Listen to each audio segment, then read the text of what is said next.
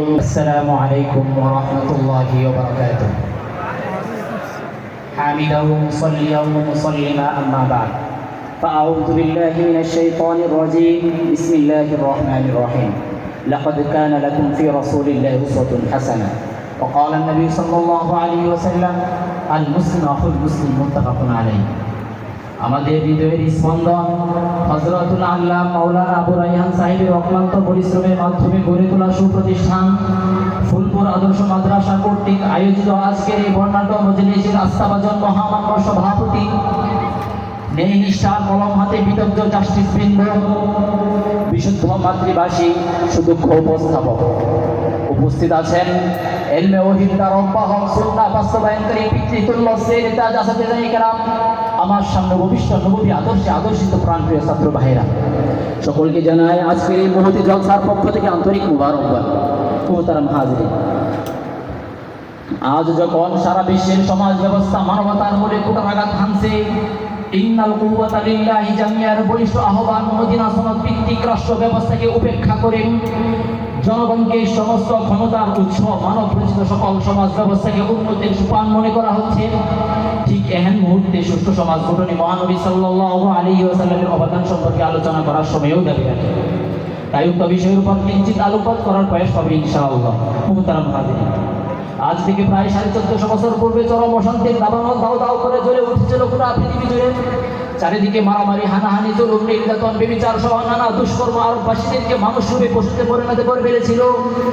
একটু শান্তির খুঁজে মানুষগুলো পৃথিবীর আনাচে কানাচে উৎপ্রান্তে নিয়ে আকাশ পানে তাকিয়ে চিৎকার করে বলছিল, কেউ কি আছো আমাদেরকে একজন রাহবার দেবে, আমরা মানুষ হয়ে বাঁচতে চাই।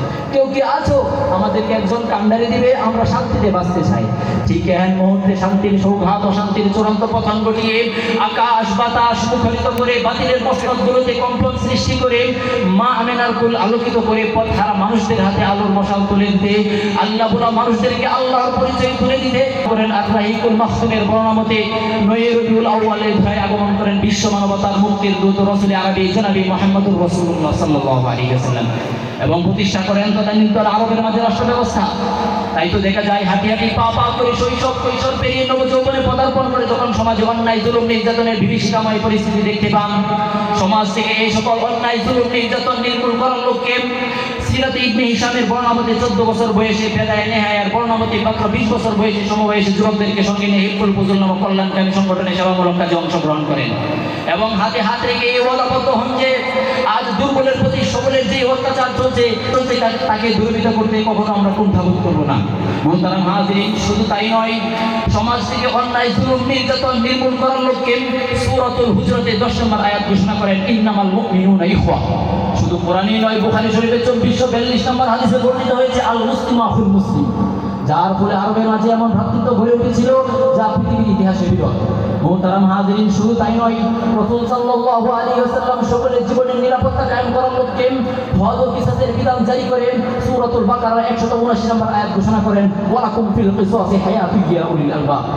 সমাজ থেকে চুরি ডাকাতি ছিনতাই রাহাজানি নির্মূল করার লক্ষ্যে সূরাতুল মাইদার 38 নম্বর আয়াত ঘোষণা করেন আস-সারিকু ওয়াস-সারিকাতু ফাকতাউ আইদিয়াহুমা জাযাআন বিমা কাসাবা নাকালাম মিনাল্লাহ। মুহতারাম হাজিরিন, শুধু তাই না, রাসূল সাল্লাল্লাহু আলাইহি ওয়াসাল্লাম জিনার হদ এবং নারীর ইজ্জত আবরু রক্ষার্থে সূরাতুন নূরের 2 নম্বর আয়াত ঘোষণা করেন আয-যানিয়াতু ওয়াজ-যানি ফাজলিদু কুল্লা ওয়াহিদিন মিনহুমা মিআতা জালদা। মুহতারাম হাজিরিন, ইতিহাস ঘেটে দেখলে দেখা যায় যে যুগে নারী হয়ে জন্মানোটাকে পাপ মনে করা হতো, নারী হয়ে বেঁচে থাকার ন্যূনতম অধিকার ছিল না, সেই যুগে মহানবী সাল্লাল্লাহু আলাইহি ওয়াসাল্লাম নারীর ইজ্জতকে সুউচ্চ মাকামে আসীন করে ঘোষণা করেন আল জান্নাতু তাহতা রিজলাইকুম। মুহতারাম হাজিরিন, মহানবী সাল্লাল্লাহু আলাইহি ওয়াসাল্লাম নারীকে শুধু সম্মান আর মর্যাদা দিয়ে ক্ষান্ত হননি, নারীকে তিনি শিক্ষাগত, আইনগত, ধর্মীয়গত, রাষ্ট্রীয়গত সকল বিষয়ের অধিকার দিয়ে সুপ্রতিষ্ঠিত করেছেন। তাই তো মহাত্মা গান্ধী বলেছিল আগার রাষ্ট্র में अमानी करना चाहिए तो मोहम्मद की हुकूमत इख्तियार करो।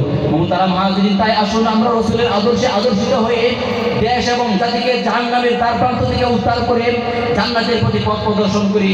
তাহলে সার্থক হবে আজকের এই সেমিনার, সার্থক হবে আসাতিজা কেরামের অক্লান্ত পরিশ্রম। ওমা আলাইনা ইল্লাল বালাগ। আসসালামু আলাইকুম ওয়া রাহমাতুল্লাহি ওয়া বারাকাতুহু। মারহাবা।